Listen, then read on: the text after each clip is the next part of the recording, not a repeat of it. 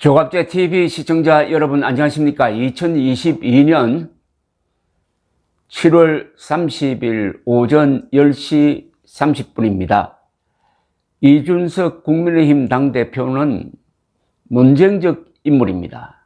좋아하는 사람과 싫어하는 사람이 갈립니다. 좋아하는 사람과 싫어하는 사람을 가르는 그 기준 중에 하나가 나이입니다. 기성세대일수록 싫어하고 젊은 사람일수록 좋아하는 경향이 뚜렷합니다. 그러니까 이준석 문제를 다룰 때는 상당히 신중해야 된다는 이야기입니다. 잘못하면은 젊은 표를 잃게 된다. 이런 고민을 가장 깊게 한 사람이 저는 윤석열 대통령이었다고 생각합니다. 윤석열 후보 시절, 즉 작년 11월, 작년 12월 한 2달, 3달 동안 윤석열 후보는 이준석 문제로 고심고심했을 것입니다. 그러다가 결국은 포용하는 쪽으로 결론을 냈습니다. 이게 대선 승리의 가장 중요한 결단이었다고 저는 생각합니다. 저도 그때 이준석 당대표의 행동을 비판 많이 했습니다. 어떻게 자당 후보를 당대표가 흔드느냐? 어떻게 자당 후보를 당대표가 공개적으로 비판하느냐? 그리고 당대표가 무단 가출해가지고 지방을 사돌아다니는 거 이건 말이 되느냐? 라고 비판을 했지만은 그래도 이준석으로 대표되는 2030 표를 얻기 위해서는 잘라서는 안 된다. 이준석 대표를 몰아내서는 안 된다 하는 생각을 그때 했는데 결국 윤석열 후보도 그 문제를 1월 초에 해결했습니다. 즉 국민의힘 의원총회에서 이 대표를 불러서 막 공박을 할 때 그 자리에 윤석열 후보가 나타나서 극적으로 서로 포옹하는 장면을 연출했고 그 뒤부터 이준석 당대표도 열심히 선거운동에 참여했습니다. 그런데 윤석열 대통령도 사람이니까 그때 이준석으로부터 당한 그 상처라고 그럴까요? 그게 남아 있었던 듯 합니다. 이게 지난 7월 초에 이준석 당대표를 징계하는 하나의 배후라고 그럴까요? 원동력이 된 것 아니냐 하는 생각을 하게 만드는 것은 권성동 대표 대행에게 보낸 문자에서 내부 총질만 한 당대표가 바뀌니까 좋아졌다라는 그 문자에 들어 있는 거죠. 내부 총질을 했다. 내부 총질한 게 맞죠. 그러나 내부 총질만 한 건 아니죠. 사실은. 내부 총질만 한 건 아니죠. 근데 이준석 당대표를 그런 식으로 징계를 해가지고 당권 6개월 정지 조치를 취한 것은 잘못된 겁니다. 이런 식으로 하면은 자기 얼굴에 침 뱉는 거죠. 그러니까 단박 나오는 변호론이 이재명은 정과 사범인데 민주당이 이재명 몰아낸 적이 있느냐. 그리고 보수가 겨우 이겼는데 이렇게 이준석을 제거할 정도의 여유가 있느냐, 뭐 등등입니다. 그러면서 이준석을 몰아내면은 지지율이 폭락할 것이다. 윤 대통령의 그런 예언도 김종인 씨 같은 몇 분이 했습니다. 그런데 결과적으로 그게 맞았습니다. 최근 윤석열 대통령의 지지율 하락에 결정적 역할을 하는 게 바로 윤석열 대통령 당선에 결정적 역할을 했던 2030 세대입니다. 이건 통계로 뚜렷하게 나타납니다. 제가 그 통계를 한번 소개를 해드리겠습니다. 이준석 당대표 징계 직전에 있었던 여론조사, 한국 갤럽 조사에 따르면은 그때 윤석열 잘한다가 37%, 못한다가 49%였습니다. 그때 18세에서 29세 사이에서는 윤석열 잘한다 35%, 못한다 43%, 30대에서는 윤석열 잘한다 36%, 그리고 윤석열 못한다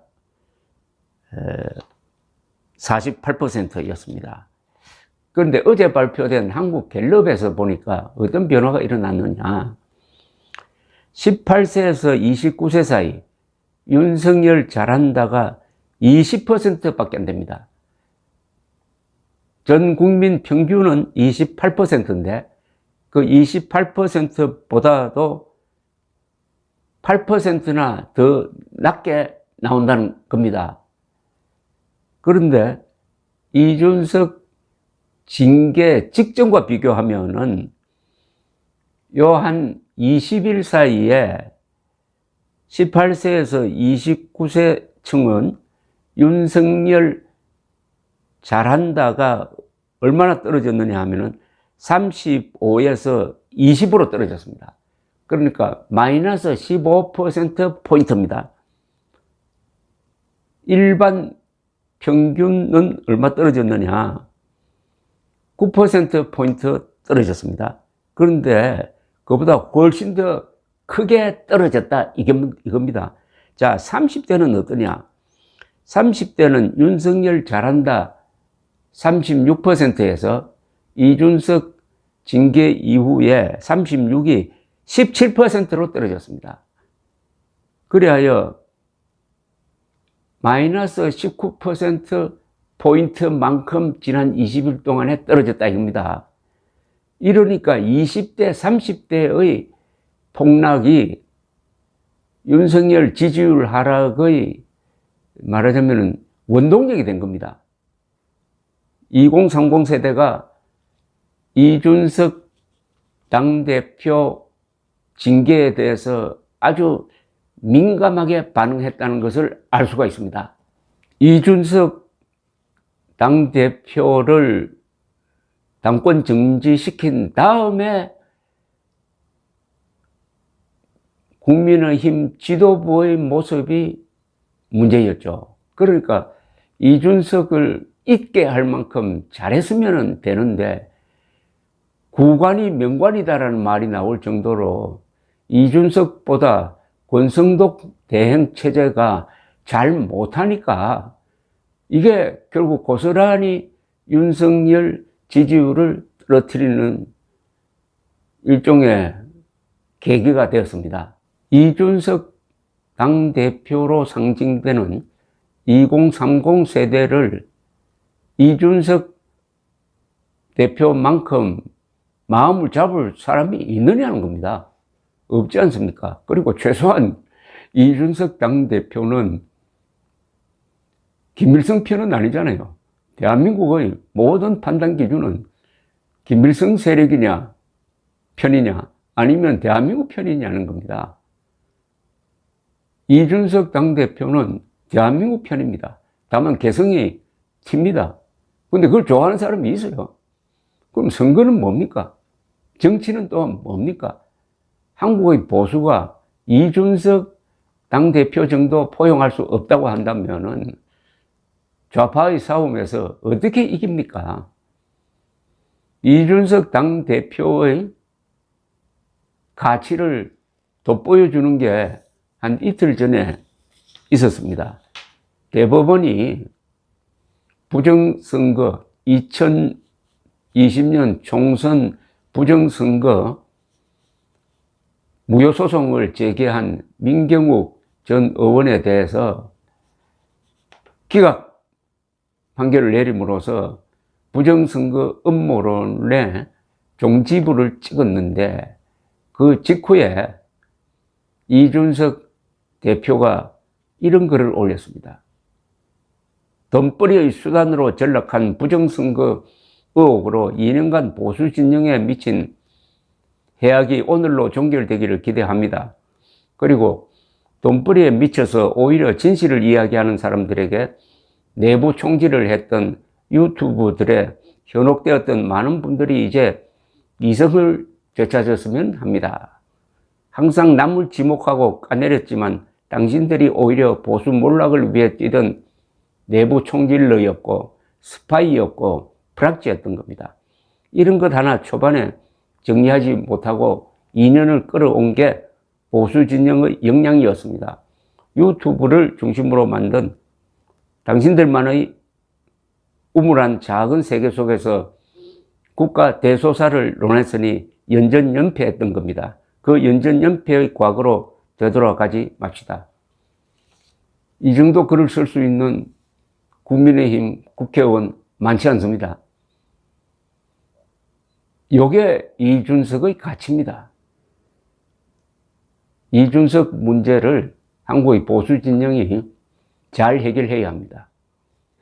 음모론, 부정선거 음모론에 현혹돼 가지고 한국의 보수가 분열되고 그것 때문에 선거에 질 뻔했다는 것, 지난 대선에서 크게 이길 수 있었던 윤석열 후보가 아슬아슬하게 이긴 것의 책임은 바로 이